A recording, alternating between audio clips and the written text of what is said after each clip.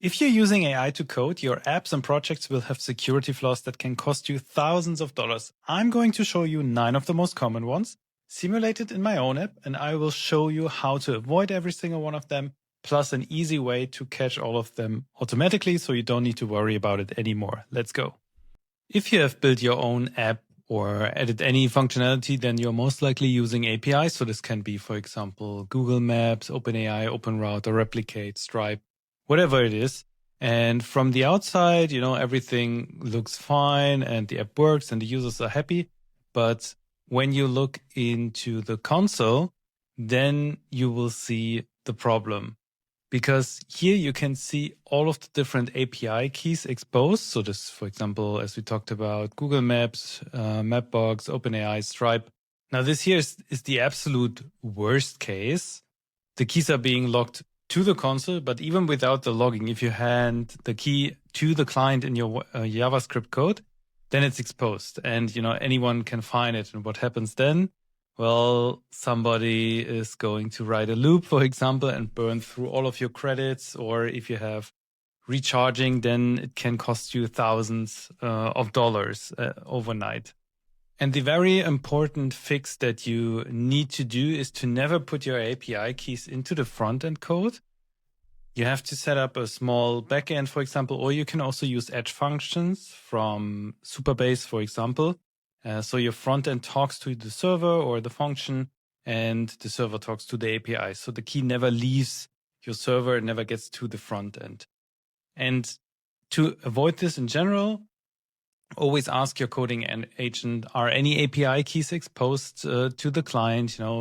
Make it part of your workflow. And every time you add something with functionality with an API, just check and tell it to not expose the keys. Another mistake to avoid when building your app is hard coding URLs. Now, this can be API endpoints, but also images, files, assets, that you have locally. But when you put them online, they have a completely different path structure. So when, for example, we will generate a tour here, you can see in the console again, we are using URLs that are pointing to localhost. Of course, now when you are doing this on your machine, this will work, right? But if you put it online and some user will try it, it will just not work. So it's very important to keep this in mind, even when building. So always tell your coding agent, to use environment variables or, a central config for all the URLs and endpoints. And before you deploy, you ask it, are there any hard-coded URLs in the code? So that one question can save you from shipping an app that works for nobody but for you. Something that your project will most likely have is a login. So pretty standard with email, with password. But when AI writes your authentication code, it loves to add console logs everywhere. So just for debugging and include the data your user types in. So when I now just put in something random, you will see here in the logs, for example, that the email and the password are straight up exposed. So any browser extension, any shared computer, any person just looking can read the user's password. And the worst part is that, this was just something for debugging most of the time. So before you deploy something with the login or even in general, always tell your coding agent to remove all console logs that contain user input. So this is very important.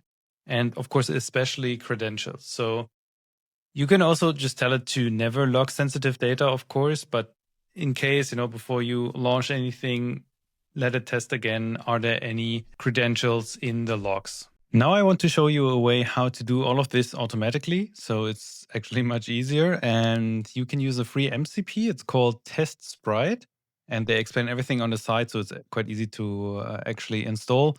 And then we can say, can you now test my app or whatever it is with Test Sprite?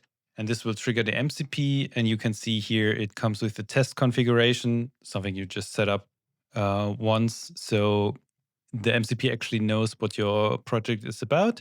And then it will create a plan for testing. So what should it test? What are the important things? So it actually creates a proper test for your project. And then you can see here, there's a full list of tests. Now here, open Explore tab and see the map, switch to Create tab and see the tour generation UI authenticated.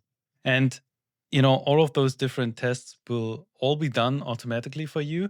And you can see here, it's actually, I think it's 62. Yeah, 62 that it will do. And we already have the first failed test. You can see here, we have another one.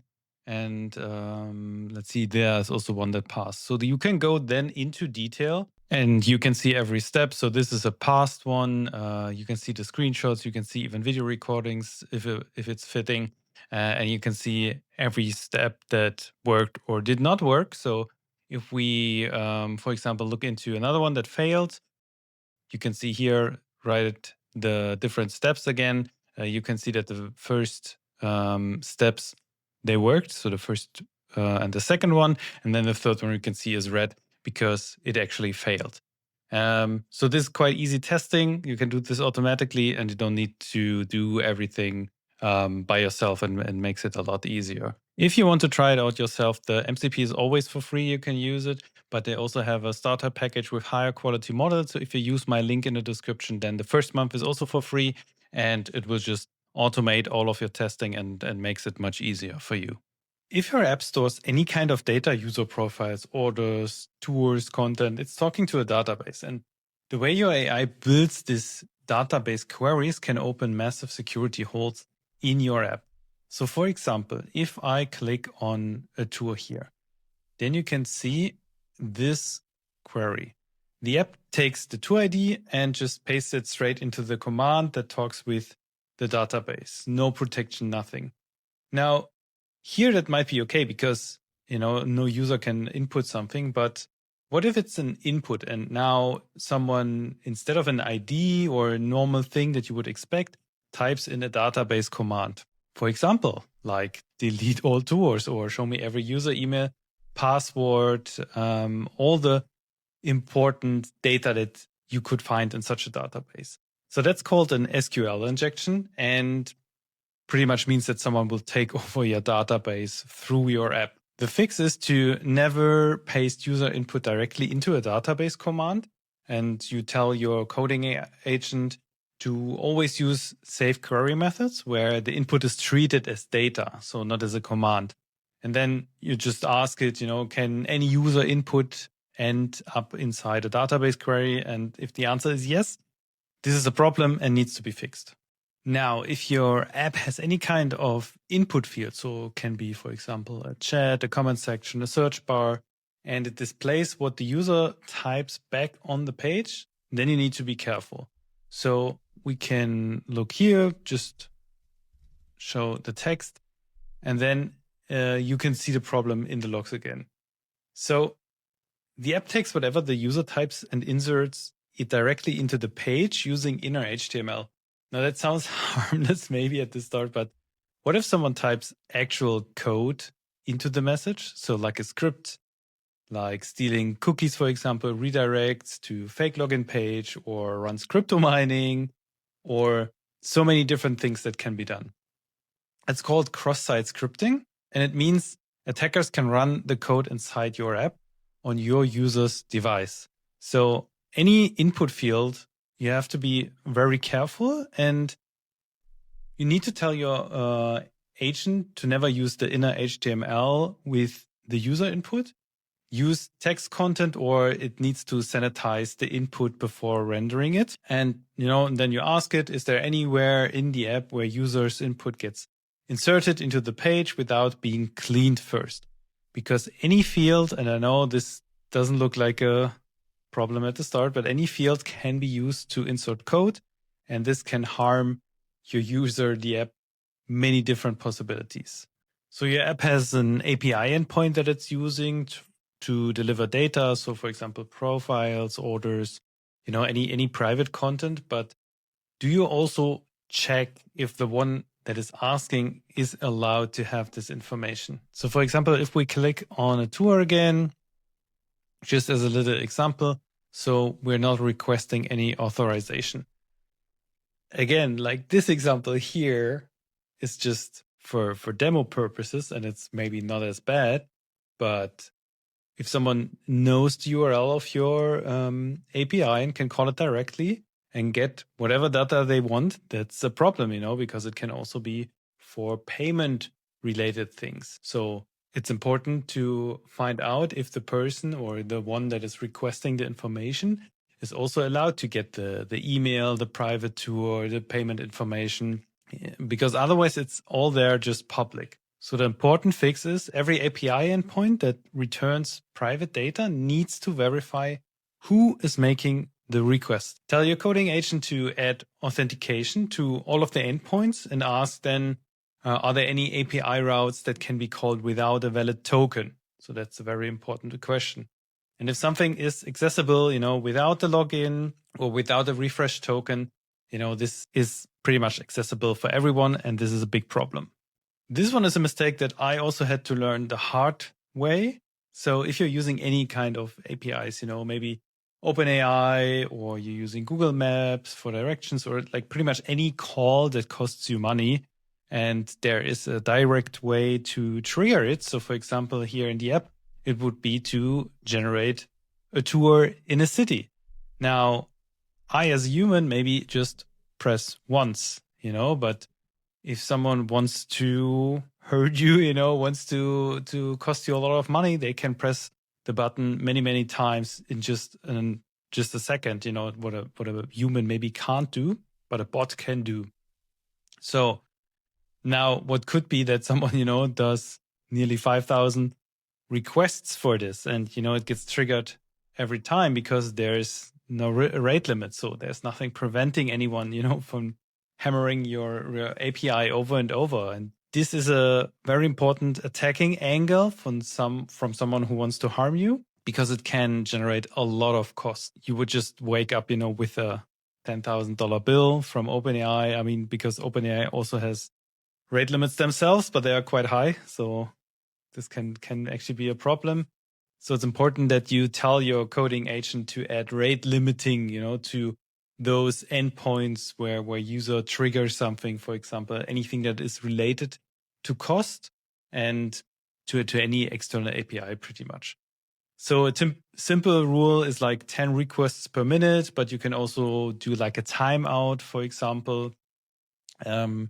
Both would protect you, and you would just ask the AI, are there any endpoints, anything that the user can trigger that creates costs and that needs a rate limit, that doesn't have a rate limit right now, because then you need to fix it. Now, we have another problem or issue when it comes to passwords and accounts. So when your user creates an account in your app, with their email, with their password.com, it's important, like, how does this password get stored? Because when it's like here, that it's just pretty much in plain text, that is a huge problem. Because imagine your database gets breached, happens all the time, about the big companies that, where there's always a warning that your passwords have been breached. So if the password is in plain text, every single account that you have is pretty much compromised instantly. And that, I'm sure you do it too. Most of the people, they reuse their passwords. So it's now not only your app, it's also their social media, their email, their bank account, whatever it is. It's all at risk. So with passwords, it's really important that they are hashed when they are stored. That means, they get turned into a long, unreadable string that can't be reversed. And you can do this when you tell your agent to, of course, never store the passwords, the accounts in plain text, and always use a hashing method like bcrypt, for example. And you can also ask it, are the passwords being hashed before they hit the database? If not, then this is a problem. But if you're using, for example, Supabase with the MCP, this gets solved anyways. So just make sure to ask it for the security check at the end. Now, this one is a bit sneaky because it's not really a bug. It's more like AI code or stuff that your AI left behind. Can be to-do comments, fix me notes, placeholders, anything that it planned to come back to. So here you can see, for example, proper input validation, limits to the API calls. So all makes sense. And, you were in the flow, you were coding a lot of stuff, and then sometimes this just gets left behind. Actually, a lot of times it gets left behind in the comments. So before you ship anything, you need to tell your coding agent to search for everything that is there still in the code that says to do, fix me, any placeholder stuff. And I would not tell it to write out, remove it. I would rather tell it to find all the places and tell you about it, because then you can check, have I done this? Is this already fixed? Can I remove it? And then you can go ahead and just let it take it out. So I will put the prompt into the pinned comment, so you can just copy and paste it to have all of those issues checked. You don't need to do them one by one. And if you want to have it even easier, then check out Test Sprite, especially with the free first month and even the free base. You can just test it out, use the MCP, makes it much easier for testing all of this stuff. And you don't even have to copy and paste or remember my prompt. So thanks so much for watching. If you want to learn more about AI coding or even AI comparisons, what's the best model and so on, feel free to subscribe, and I will see you in the next video.